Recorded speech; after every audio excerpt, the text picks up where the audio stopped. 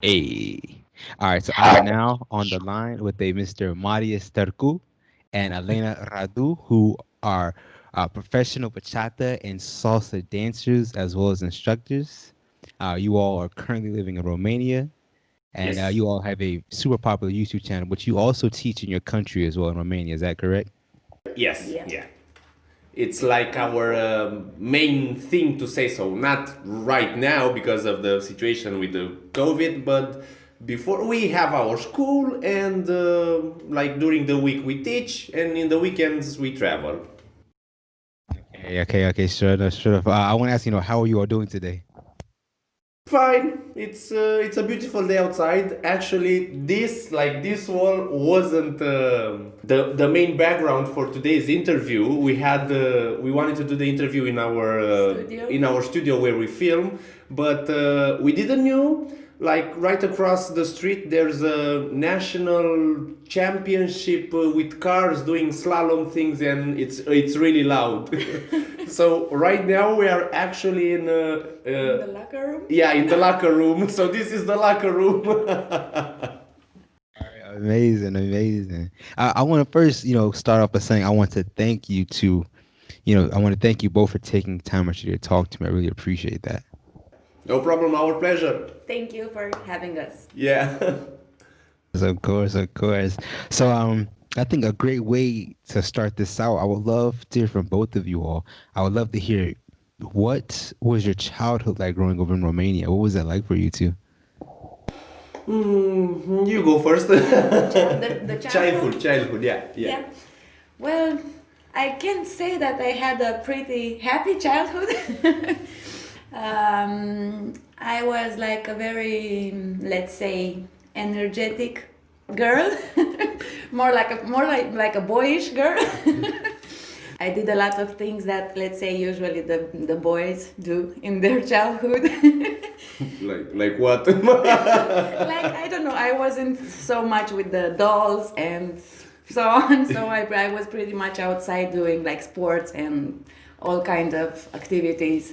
So yeah, I grew up in different cities in Romania. It's not, I didn't grow up in one city only.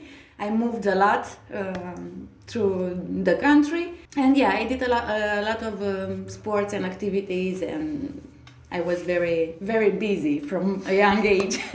A busy kid. Yeah.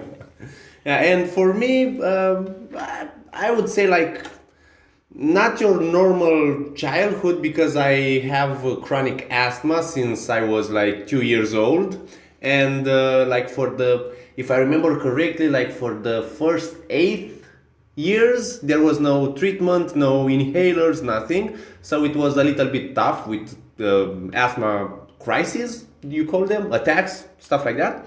Then the inhalers appeared. Then I began living normally, to say so, slowly, slowly, slowly. But other than that, I am a pretty energetic and active person. Like my mind is racing all the time. When my mom used to send me, like buy groceries and stuff like that, I was running all the way back and forth and stuff like that. I did a lot of sports, a lot of activities, mainly in, let's say, the 10 to 20 years part of my life because of the asthma. When I was a kid, I couldn't do them because I couldn't do them.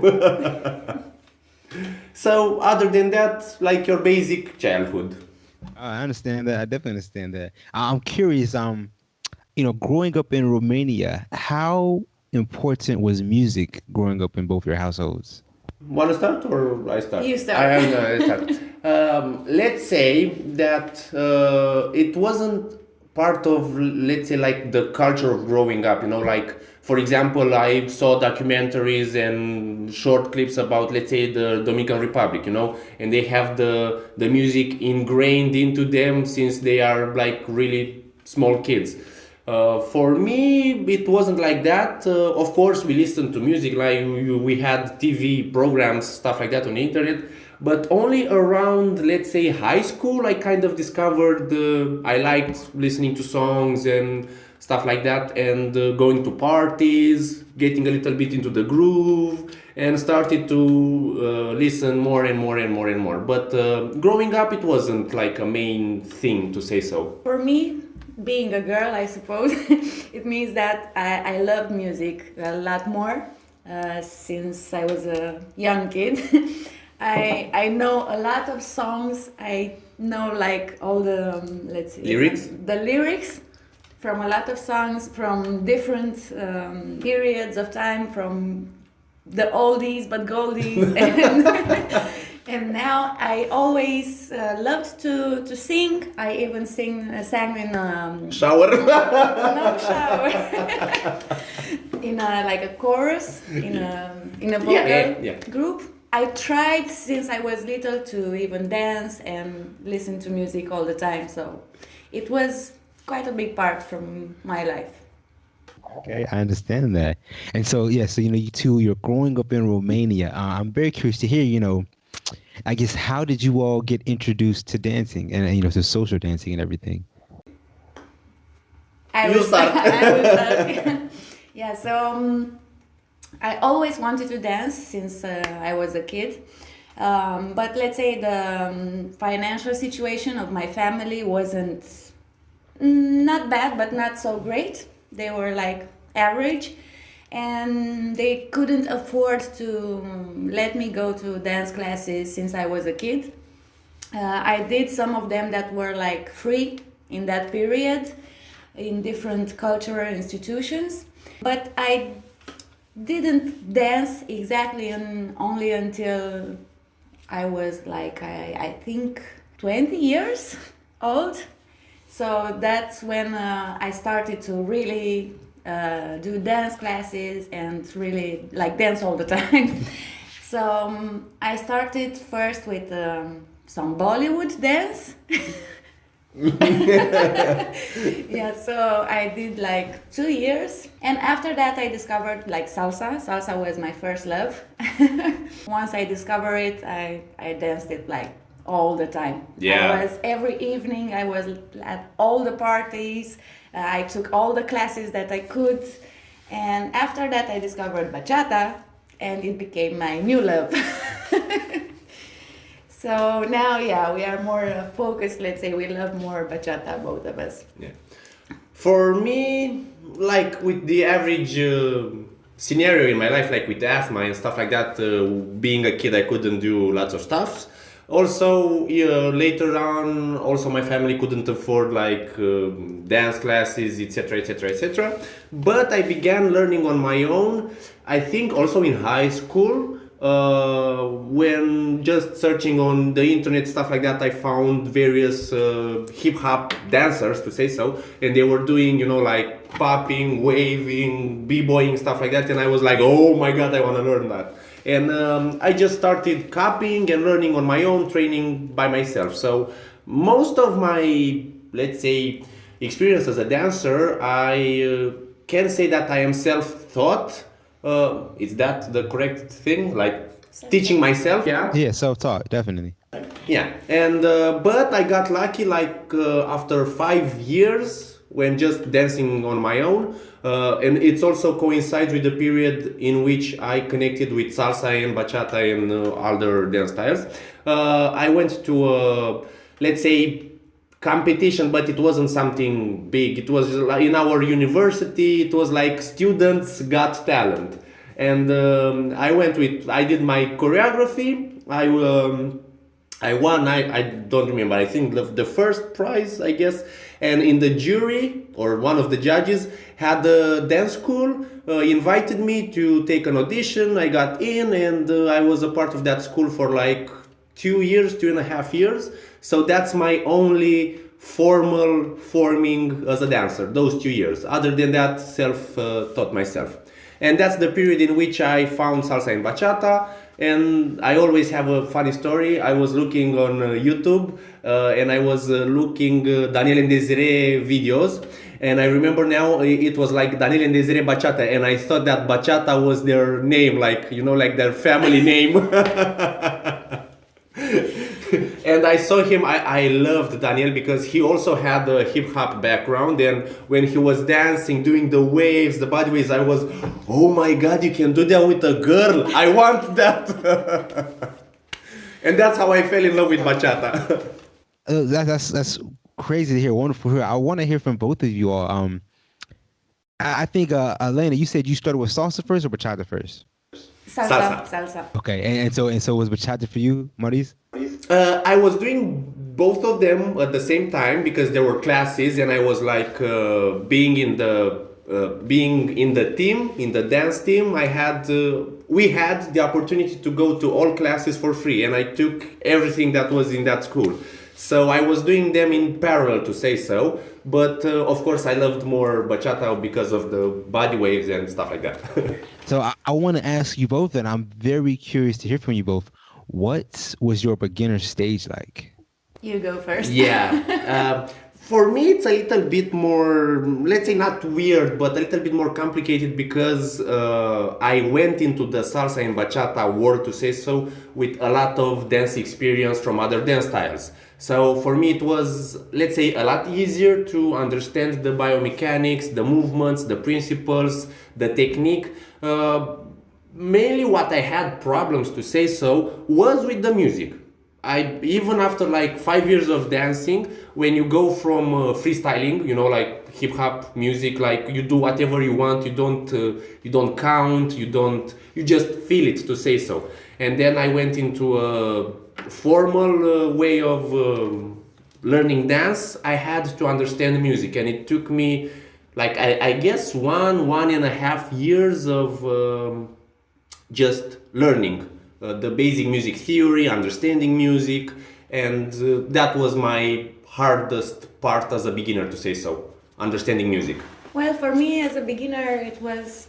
I'm always a fast learner, so I can be happy for that. I don't know, the first months of dancing, I mean salsa, I was very shy. I was very afraid to ask someone to dance with me at the parties. But it didn't last too long. I adapted very fast to the social scene, let's say so. And because from the beginning, I was very easy to lead for the guys. It gave me a lot of confidence because all of them, they were asking me to dance even if I was a beginner, even if I didn't knew the steps. I just follow them and go through the music, through the dance, and they loved that.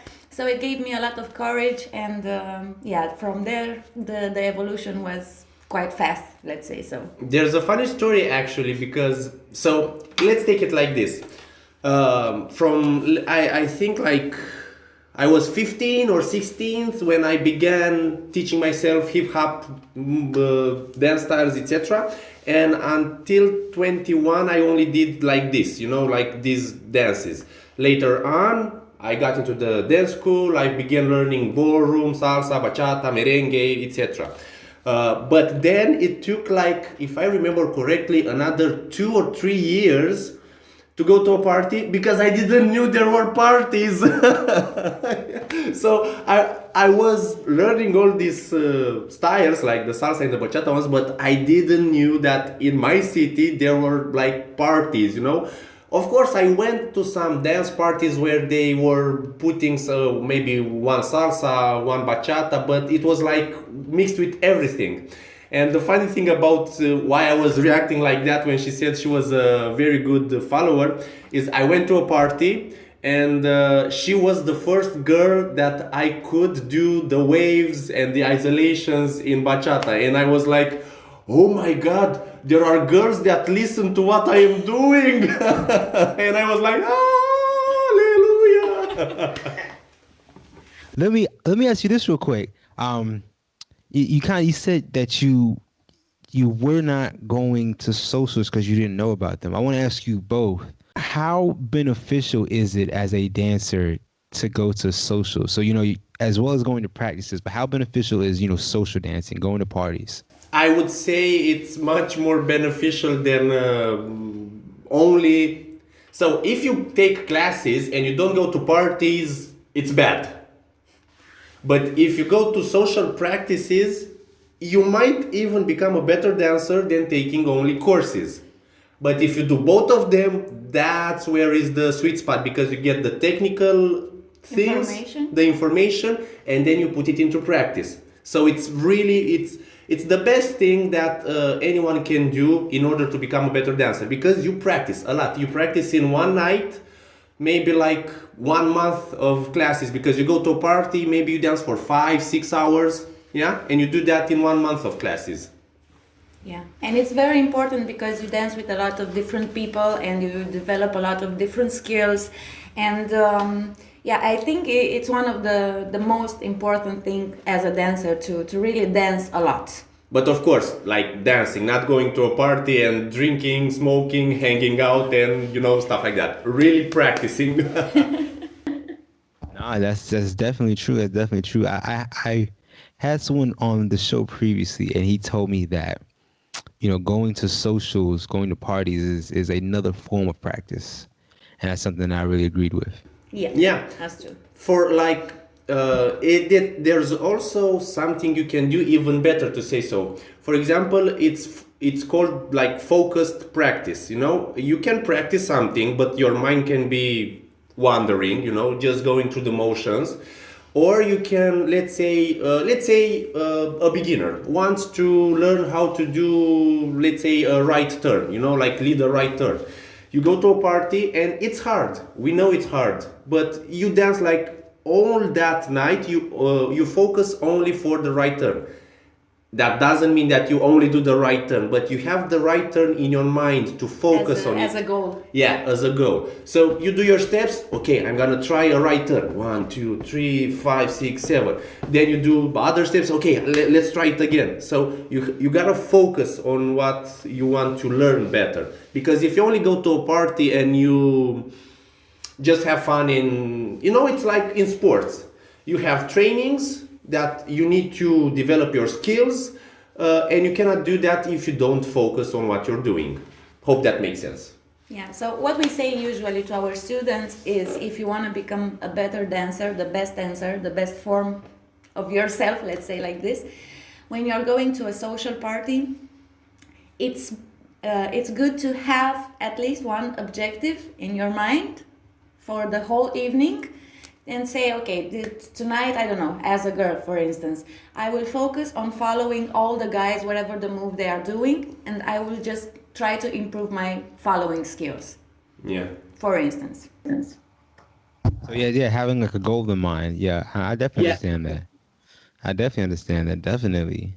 Of course, we are not saying that we should let go of the fun and No. all of that comes with a social party. But if you have just one goal in your mind, then you will develop a lot more. The thing is that mainly the beginners and even intermediate dancers, and for us an intermediate dancer is like, let's say, 1 year of experience, to say so, at least. So let's say in the first year you're a beginner, to say so. Of course, there are exceptions to that.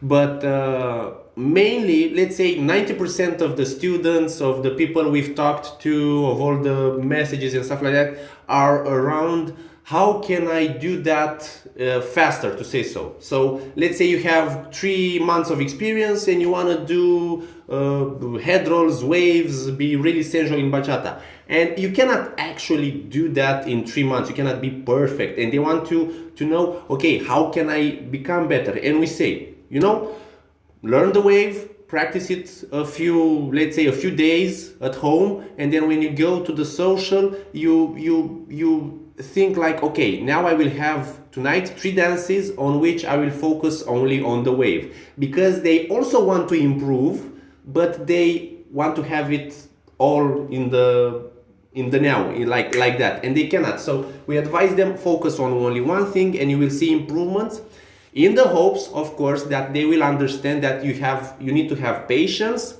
and not rush things and take them one by one, because they want to do everything at once. They don't have patience, yeah. Now, patience is definitely a huge thing for anything in life. Yeah, definitely. Patience is like being kind to yourself. So I definitely understand that.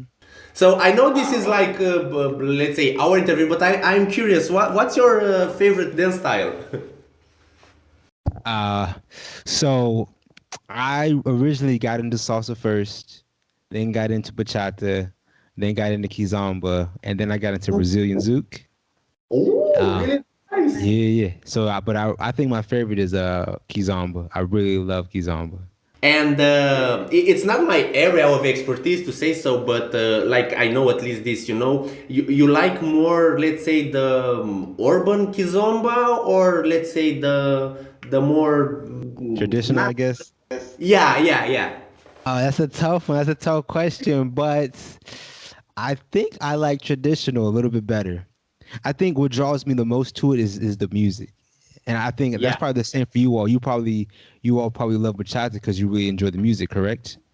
Yeah, Yeah. yeah. I was always saying that if there was like, like the salsa speed and the salsa moves done on the bachata music, I would mix those. I Yeah. definitely understand that. I definitely do. I want to ask you both this. So you both you meet at a social, and I guess you start dancing together and everything. At what point do I guess start to take things seriously, and what makes you decide to start teaching? When I began the classes for salsa and bachata, I really loved them. And as I said, I am a very fast learner, and my evolution was quite fast. So at the time, that instructor that taught me these dances took me as an assistant instructor, let's say so, because he was like traveling and teaching in more cities in our country, and he didn't have his partner always with him. So I began helping him with the teaching, and I really loved it. And another thing is that I have a qualification, let's say, so I'm a teacher for kindergarten and primary school. So I really, I'm lucky because I had already the skills of teaching other persons. So I love it. I really love it when I help other people to understand something, and I can teach them and inspire them. So from there, yeah, I teached like a period of time. Then that school that I was dancing in didn't exist anymore in my city, and I took a break of teaching. And after that, I met him, and we really connected, and we had like the same goals. And yeah, and one day we thought we want to do something more. We want to give something more to our community. We want to train ourselves more and become better, because at that time in our city, it was like the beginning of this kind of dances. It wasn't so developed and so on. And we thought, okay, we want to do everything to really raise this community in our city. Yeah, for me it was, let's say, similar. I entered that school that I was talking about. I was learning, I was like going to classes, and after like 1 year, I said, "Hey, if you need an assistant, I am here," because the position was available to say so. And I was like an assistant, and that helped me. But let's say the most important thing that helped me was my affinity, or my pleasure, or my attraction to the psychological part of the social interactions. What do I mean by that? I read a lot of books. I even practiced a lot of things, like being more attentive to people, how they are speaking, how they are body language, to say so. And also, I really like observing things. So I am quite good at biomechanics. I can, for example, you can dance, and I need only like 20-25 seconds of seeing you dance, and I can say a list of 20 things that you can improve and how to improve them, to say so. So that was really beneficial for teaching, because I'm not the kind of person to be in front of the class just, copy me and that's it. No, I'm doing the moves, I'm counting, I try to make them smile, to make them laugh, but also at the same time I'm looking in the mirror and I try to learn how they are doing the moves, understand, let's say, the errors, and then find how to make them understand how to do it better. But this I cannot say came from teaching. This I previously had because, as I said, I trained to be more observant and I really like the interaction, the social psychology, to say so. And we went like full instructors, to say so. As Elena said, was a moment in which I said, come on, there has to be something better, something we can do to improve the community in which we are in. And we started our group, to say so. Because I was the first person in my city that could do like body waves, isolations, gestures, stuff like that. Because I had the hip hop background, yeah. So that's how we started. That's great to hear. Great to know. I'm very curious. I've never had a chance to travel to Romania. What is the social dancing scene like in Romania? Amazing. You should come. You should come. Especially for Kizomba. Yeah. We have, oh my God, I mean, our people now just love Kizomba. They are crazy about Kizomba. Yeah. No, for real. So, let me start with this. Until like 4 years ago or 3 years ago, when we started being more into the phenomenon, like traveling, getting to know more artists, exchanging experience, traveling abroad, not aboard.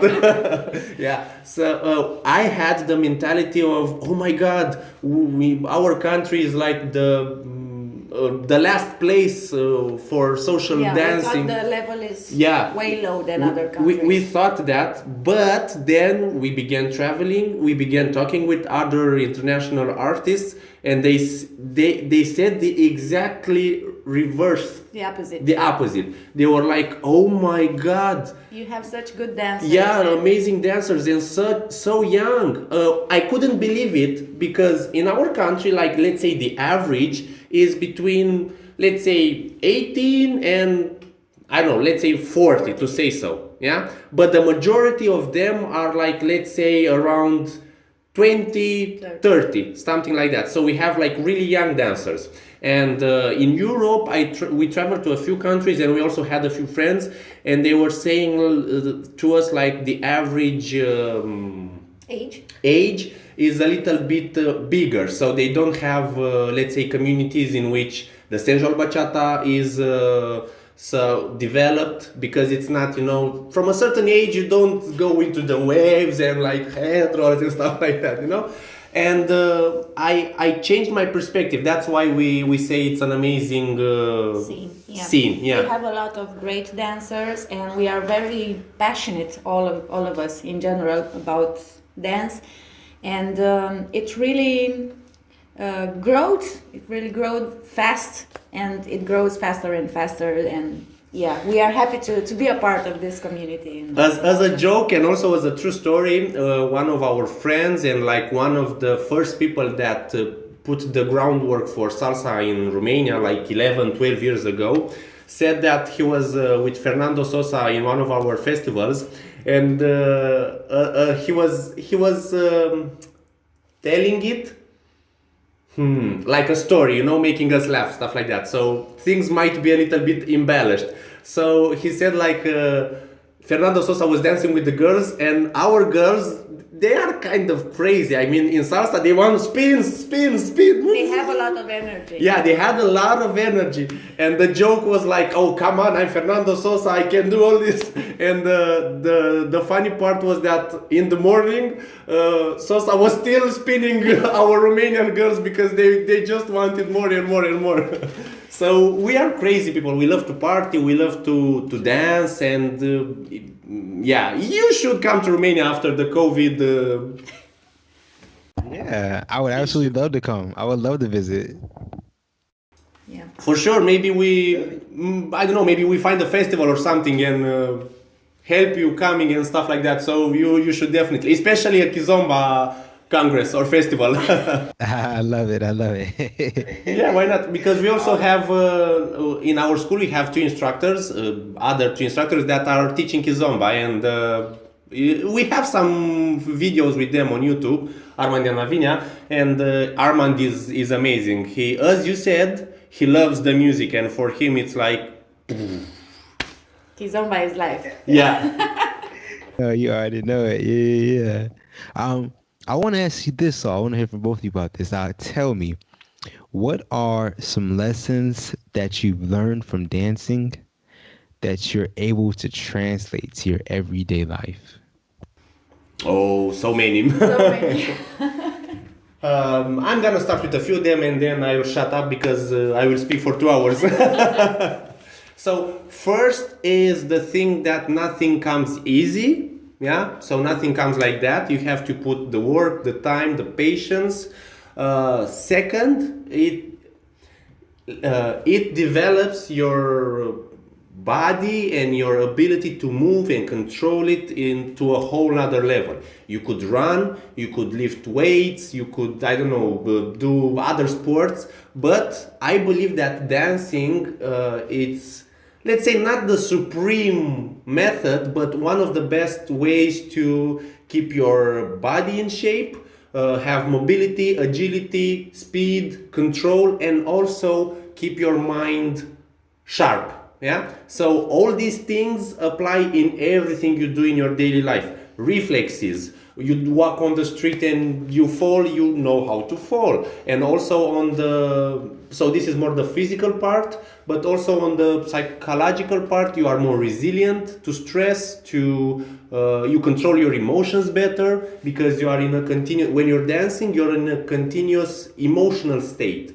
from the music, from your partner, from the scene, from you get that rush, you do a move, and you do it well, your partner follows you, you have that dopamine rush, you're like, oh my god, yeah. So all these things help you develop, like it just makes your life better if you stick to it, because there are so many, unfortunately, this is a world phenomenon to say so, usually guys start dancing to meet girls.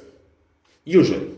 It's also the other way around, but it's more prominent on the male side. And many, let's say, many people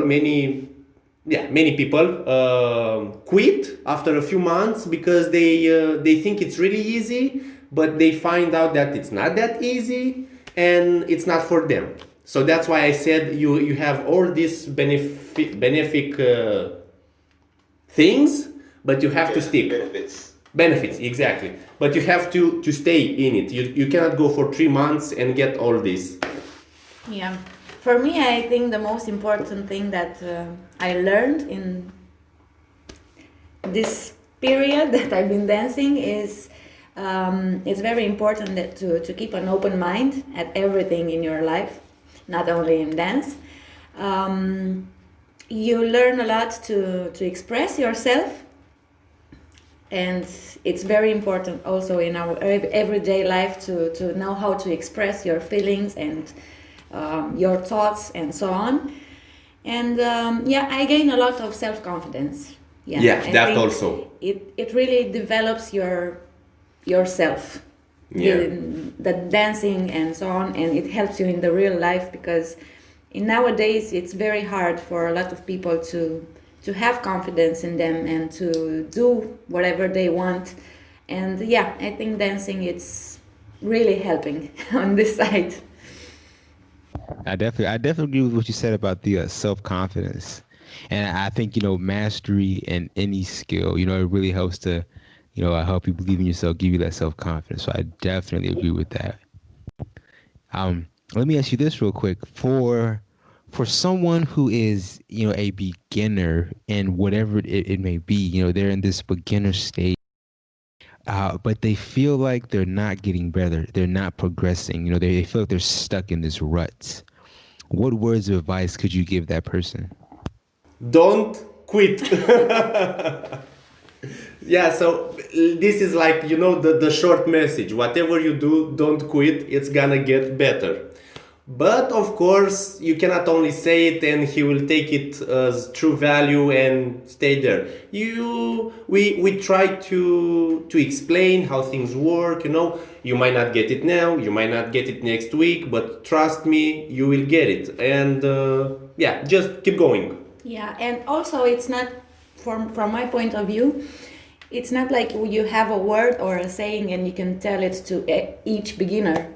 For us, it's very important to understand why he's struggling and what are his obstacles. And for each of our beginner, let's say, we are trying to find the best way to motivate them to go further and to really persevere in their dancing and in their practice. And like a hack to say so for us as teachers, something that I do, as Elena said about the confidence, usually when somebody begins dancing, they don't have a lot of confidence and they get discouraged really fast.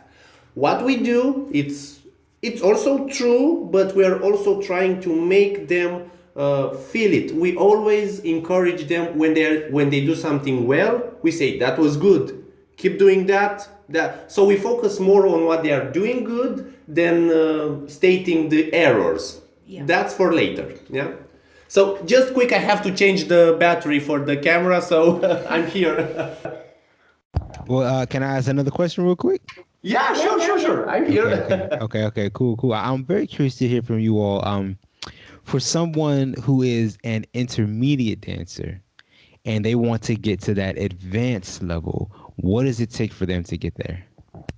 Master their basics. Oh, you said it first. Yeah, for us it's very important to. We have a lot of students also that they were beginners and then they get to the intermediate level, to say so, and we had the pleasure to have some students that they discovered by their own that they should come back to the basics in order to evolve better. So yeah, this is the thing that we tell them that is the most important for the intermediates, let's say so. In order to get to the next level, you need to take a step back and really master your. So it's like Bruce Lee, I think he said it, because quotes nowadays on internet, you don't really know who said it. He said, I would rather practice one kick 10,000 times than practice 10,000 kicks once. The different moves only once. So that was like the idea. So that's why mastering the fundamentals, the basics, and there are a lot. There are a lot of things on the basic level that you need to understand in order to progress. That question is a question that I ask a lot of the instructors, a lot of teachers that I have on the show, and 90% of them say, focus on the basics. That's what a vast majority of them say, and just how important the basics is, because they say, if you think of the basics as like building blocks, and so if you have a shaky foundation, then everything above it, is just not good. So that makes a lot of sense, and I definitely agree with that. Well, I was gonna ask you, to keep going. I'm curious. When I say the word musicality, what does that mean to you? Here you go. So, in short, for me, musicality is when you show the music, to say so. As a hip hop dancer, I loved watching dancers showing me the music, because then I couldn't understand what I'm hearing. I couldn't be musical. For me, it was, let's say, noise. But when I saw dancers that, they were like boom, boom, tss, dum, ba, ah. That was for me, wow, you can put music in your movements, you can show me the music. For me, that's like musicality. Being connected with your body to the music, if that makes sense. But of course, like, this is what it represents for me. But let's say musicality from a technical point of view, it's, the ability to be musical, to be in connection with music. That being said, there's not only one way of being musical. Everybody can be musical. If you move to the beat, you are musical, you have musicality. Yeah. So that's for me the ability to see the music. Yeah, for me it's like more than what he said. It's like a personal way of showing how you understand and how you feel about the song that you are listening. It's it's a very personal thing for me because everybody hears different the same song, let's say.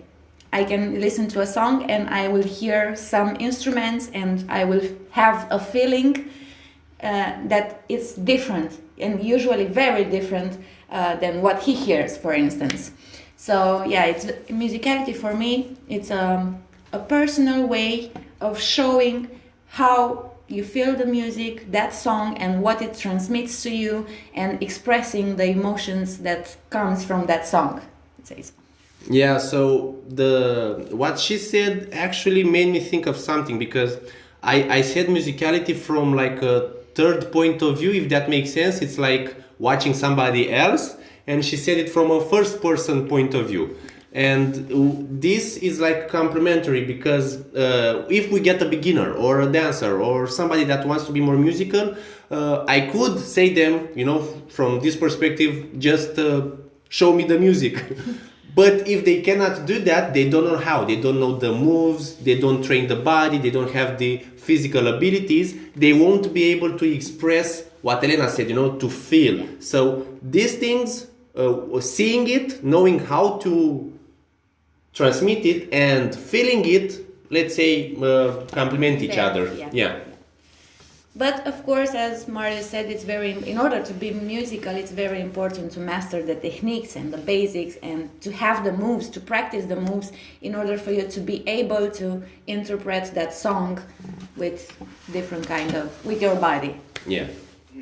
I guess the follow-up question is, how does one improve their musicality? Basic music theory. No, for real. Now, we are like, let's say, not quite opposites, but let's say we are totally different, me and Elena. Let's say like this. She's more on the feeling, to say so. She feels the music. She just, it's like, I'm gonna say a joke to say so. In the movies, in the churches, when they sing and everybody's like, oh Lord, da-na-na-na-na, and they just feel it, So that's like feeling it, And these people don't necessarily need, let's say, theory and concepts and stuff like that because they already feel it. But there are the other side, those that cannot feel it from like that, and like that's me.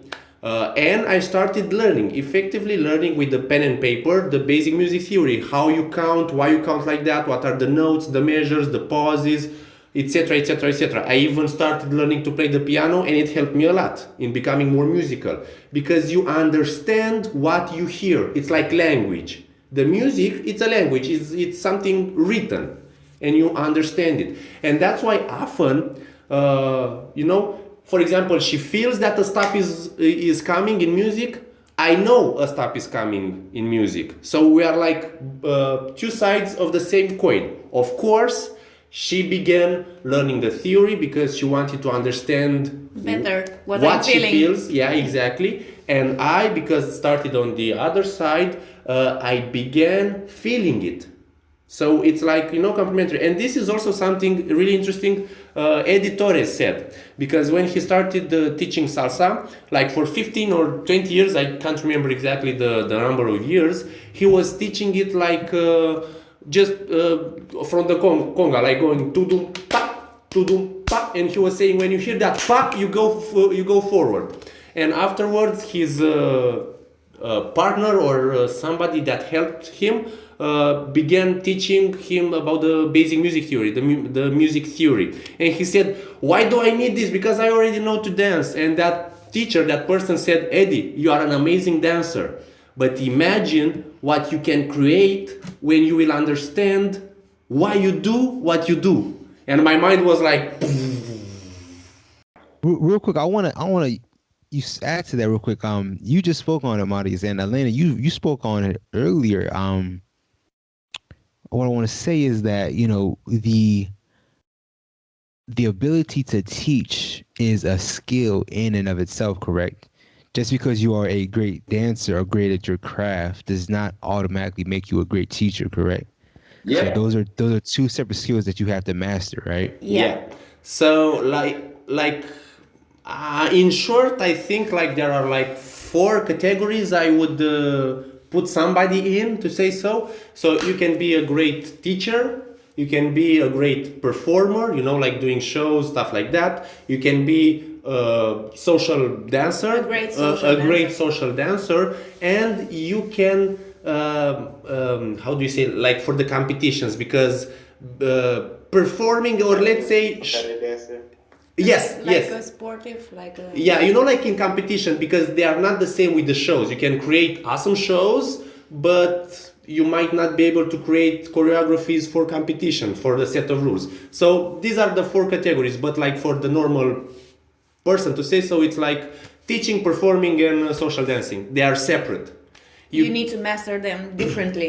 For example, I consider, let's say, ourselves great teachers, second, great social dancers, and lastly, to say so, performers.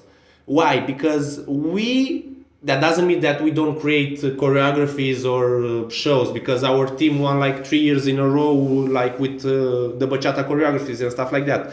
But it's not something that gets me up in the morning, to say so. But what teaching and sharing the information, and making somebody, when you are with somebody and you explain something and they have that aha moment and they understand it, for me that's my day. Yeah. When I see in the eyes of the student that he got it and he did that right turn, I don't know, and he's like, yeah, I did it, and I'm like, yeah, you did it. Yeah, he usually is more enthusiastic about that than the student himself. Yeah. So the student is like, yeah, I done it, and I'm like, yeah. Yeah, so we are more on the people side. Yeah. On teaching and Yeah. this kind. So let me ask you this then real quick. I want to give some quick advice to maybe current teachers or future teachers, people who want to get into teaching. Tell me this. What are some things that you know now that you wish you had known when you first got into teaching? A lot of them. So we actually have a project in mind, to say so. We want to create also a YouTube playlist with, let's say, small tips, tricks, advices, just for that, for like future, let's say, instructors. Because it's not about that we consider ourselves at a level on which we can, like teach other teachers. No, it's about knowing that there are many parts of the world that cannot, the instructors of those that want to teach don't have access. They cannot travel to get a teacher. They cannot get a physical mentor. And right now online, I couldn't for the life of mine find like a course how to create an instructor, to say so, or how to become an instructor. There are general rules, but so that's a project we have in mind. And the things that the answer to your question is, first, focus on your students. We did that since the beginning because we already had like 5 years dancing before we started teaching, but right now we became more into it, to say so. We care more. Always, for a future instructor, the most important thing is to care about his students, not about how he looks, not about how he dances, because there are a lot of instructors, that do not dance with their students.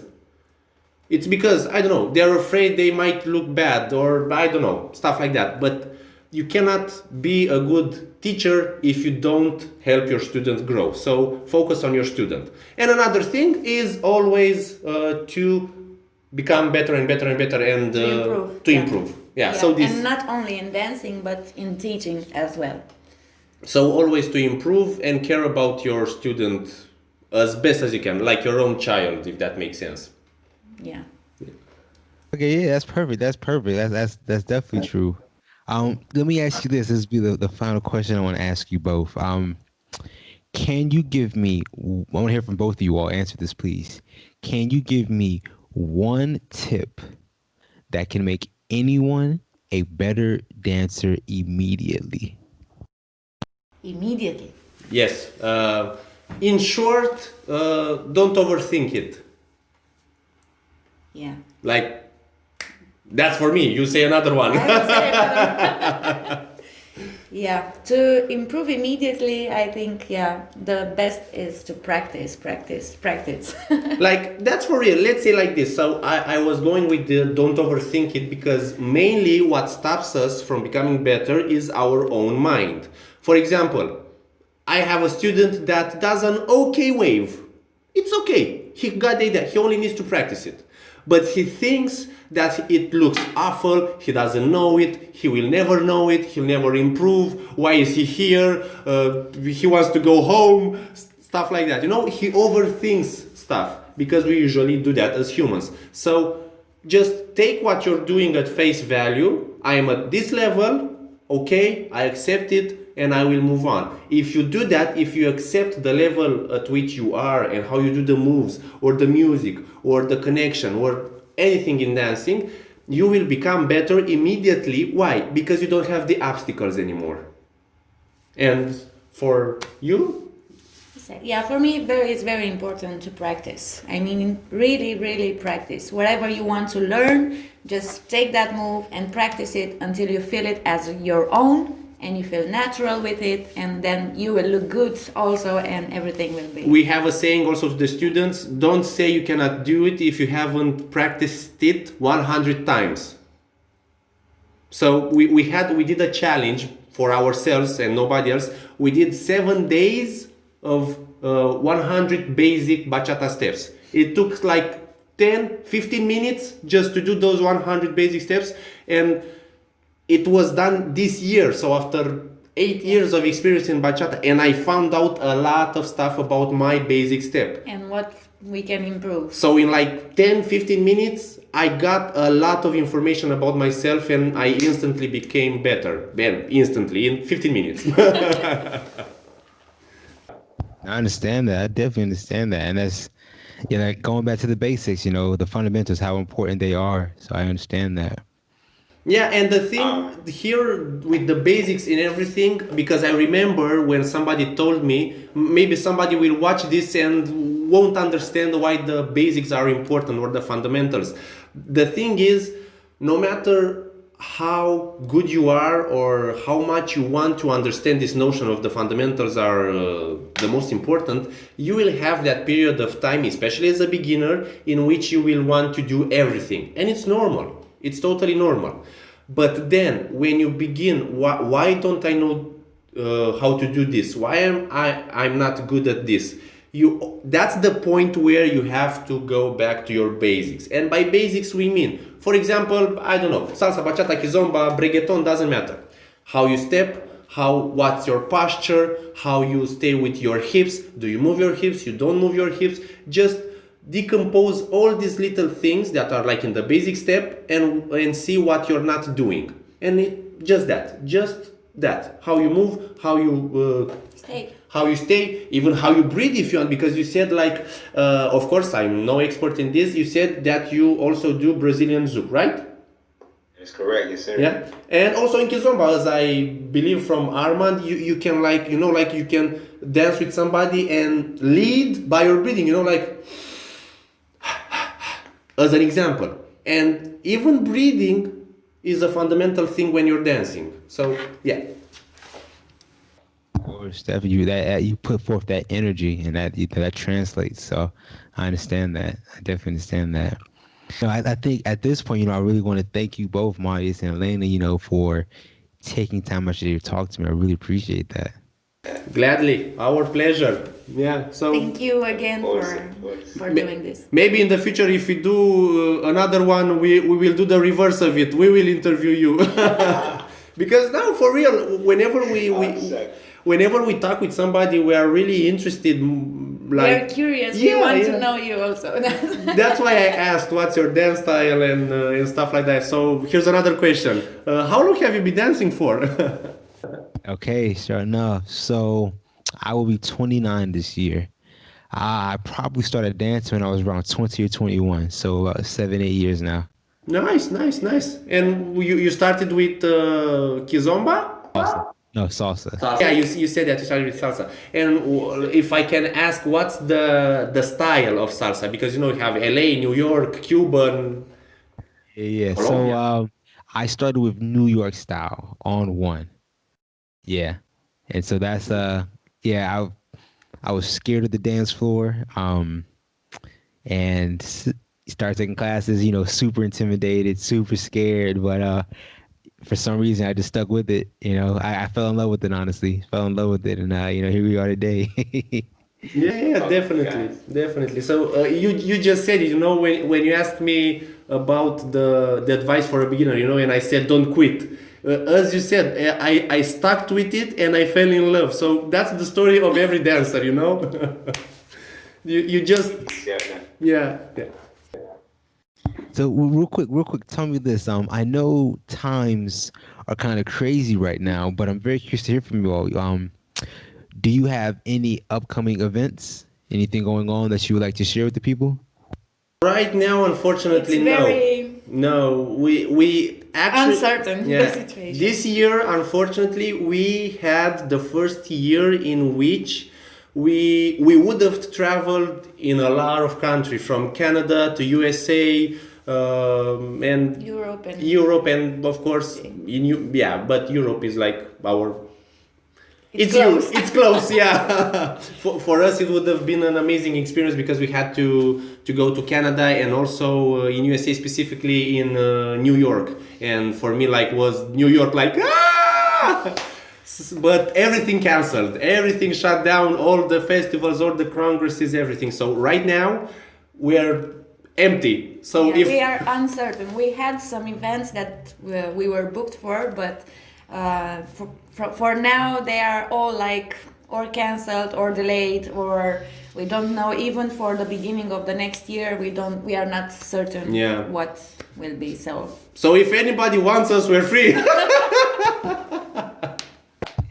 So on that note, then tell me this real quick.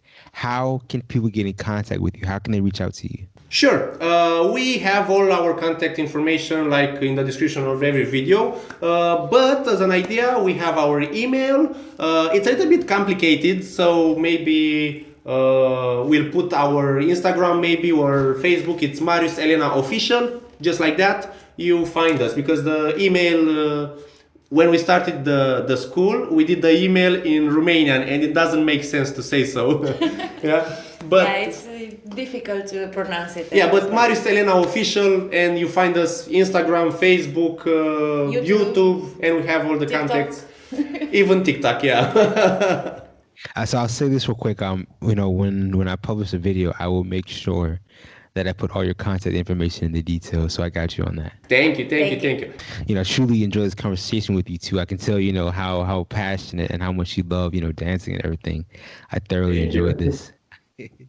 Yeah. So Thank you. so real quick, before we close this out, do you have any last words you like to share with the people? Yeah. First, I know it's cheesy, but follow your passion and your dreams and put the work into it, and results will come. Because I finished veterinary school, so I did 6 years of college to become a medical veterinary doctor. But in the third year, I wanted to dance, and I knew that this is what I want to do. And I finished the college, but I haven't practiced it. So I went all in into dancing, and I worked. We worked hard, and don't quit. Whatever you do, don't quit. Keep going, no matter how hard it is. There will be moments like this. For me, it's an awesome experience just talking to you. Like Just to sharing. share, yeah. Yeah, and this is why I fell in love with dance, because it connects us and it's amazing. That's for me. You? Yeah, it's pretty much the same. Just follow your dreams and put the effort, all the effort in them in order for them to come true. And another thing, maybe you have to be aware that from time to time you need to take some risks in order to accomplish your goals and your dreams, and don't be afraid to go full on it. Yeah, like an example, I've lived it my entire dancer's experience to say so. For example, you take a beginner, doesn't matter, a beginner, he has 2 months of dancing, but he really wants to dance with, I don't know, let's say Desiree or, I don't know, Sara or another really cool bachata artist. And you think, oh my god, I'm a beginner, they're such big stars, I will be ashamed, I'm afraid, and stuff like that. And if you don't risk it, if you don't go for it, you will have that feeling of, whoa, well, what would have happened? But if you do You it, have regrets. yeah, but if you do it, doesn't matter how it goes. It might be the most awful dance in your life, but you will get that rush of adrenaline. Oh my god, I did it! I did it! I did it! Yeah. So just go for it. Just go for it. I love it. I think that is a perfect way to wrap up this episode of the Two Left Feet podcast. I want to thank you once again. Thank you so much, Marius and Our Elena. pleasure. Thank you for inviting us. Hey, of course, of course. Enjoy the rest of your day. All right. Yeah, You thank too, you. You thank too. you. See you. Bye. Have a great night. Bye bye.